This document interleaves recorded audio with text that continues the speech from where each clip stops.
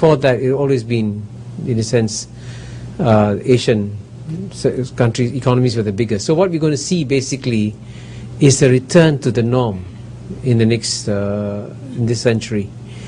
And you've seen evidence of this already in the famous Goldman Sachs BRICS studies, which show that by the year 2050, the 4 largest economies will be, in the latest version, by the way, say that the 4 largest economies to be number 1, China, number 2, India, number 3, United States, number 4, Japan. Now, while most people have sort of absorbed the fact that the Asian economies are going to rise, I think what most of us, including myself, have not understood is how fast these changes are going to happen. And in fact, the person who really brought this home to me was Larry Summers. Because when I sent my book to him to get a blurb from him, and he gave me a wonderful blurb, Larry did, he also gave me a wonderful statistic which I then put into the book, you know. And he basically said that if you want to understand Asia's rise, look at it this way. When the West had its industrial revolution, and you saw a significant improvement in the standard of living of people, what you saw was a significant improvement in the standard of living of about 50% in one lifetime. And that was a significant improvement. But he says when you look at Asia, where you're having something similar to the Western Industrial Revolution, what you're going to experience in one lifetime is an improvement not of 50%, not 100%, not 200%, but 10,000% in one lifetime. And that's an amazing statistic. And believe me, I was, of course, skeptical, you know. I said, this can't be true, you know. But fortunately for me, I was on a panel with Jim Wolfensohn, the former president of World Bank, a few weeks later. So I said, Jim, you know, I've just got this incredible statistic from Larry Summers saying that Asians are going to experience 10,000% improvement in their standard of living in one lifetime. Is this credible? He says, yes, sure. I was also skeptical, but I asked my research assistants, they checked, and they found that the figure is correct. So if this figure is correct, it's a perfect illustration of how fast and how quickly these changes are going to come in the world. And frankly, most of us are not ready for these changes.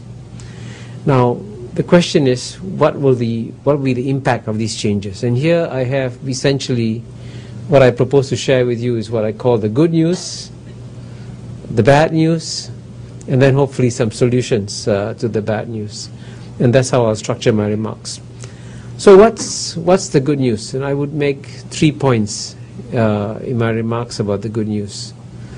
The first piece of good news, it's an important one, is that, you know, whenever you see Western leaders speak about the world, inevitably, you just look at their speeches, somewhere in the speech there'll be a line saying, we live in a dangerous world. And the world is becoming ever more dangerous, you know. And I have quotes in the book from George W. Bush, the French foreign minister, the Canadian ambassador. This seems to be so much a part of the Western mindset that, you know, we're entering a dangerous world. Well, the really good piece of news I have for all of you is that we are not moving into a more dangerous world. We are moving into a much safer world than anything we've experienced.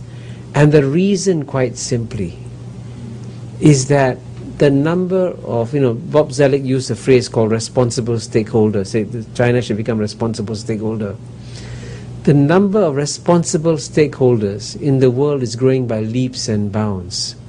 Hundreds of millions of people are going to join the middle classes. And guess what?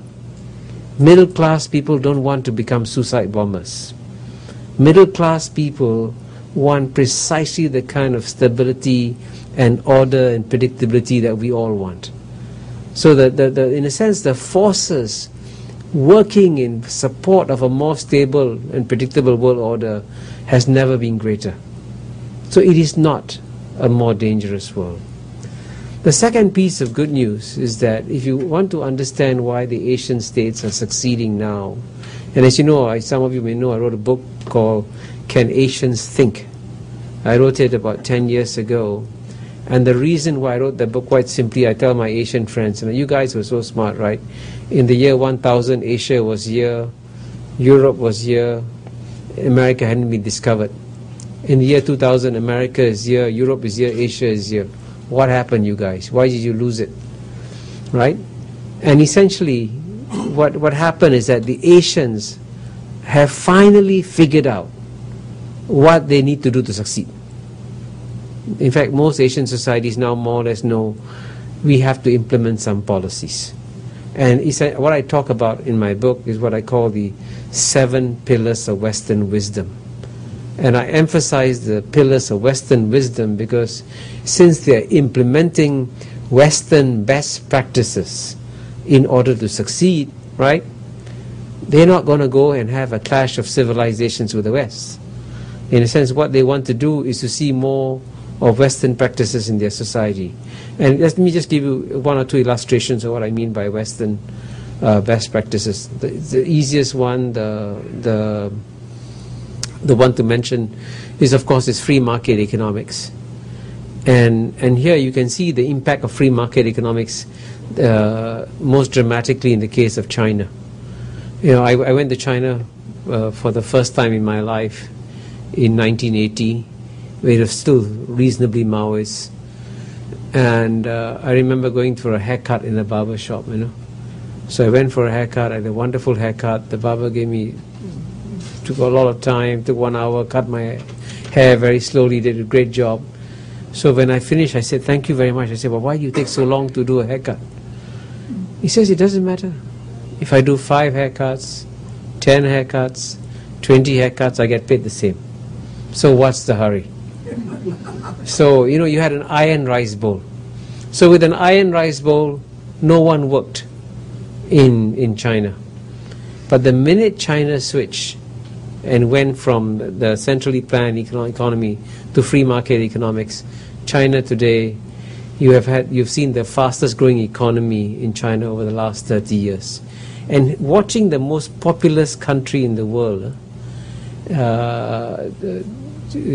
having the fastest growing economy is as unnatural a sight as seeing the fattest boy in a class win the 100-meter race. Right? That's not supposed to happen.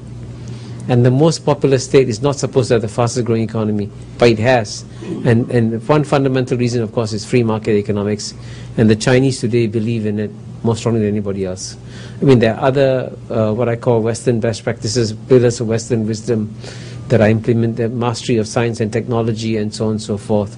But the good news here again is that if they want to implement these Western best practices, they have a vested interest, right? I mean, if you want to have a strong free market economy, you need a global stability for it to succeed. If you need to export more of your products, you need global stability for that to happen. So all the new rising economic powers have a powerful vested interest in greater global stability.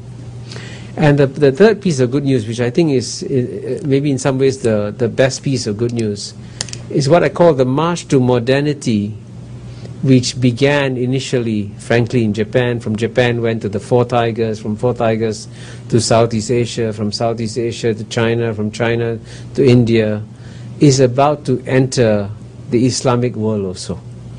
And this, for me, is a really good piece of news, because when I travel in the Gulf region, or if I go to Saudi Arabia and all that, I see that what they're looking for is a model for the future. They say, this is what we want.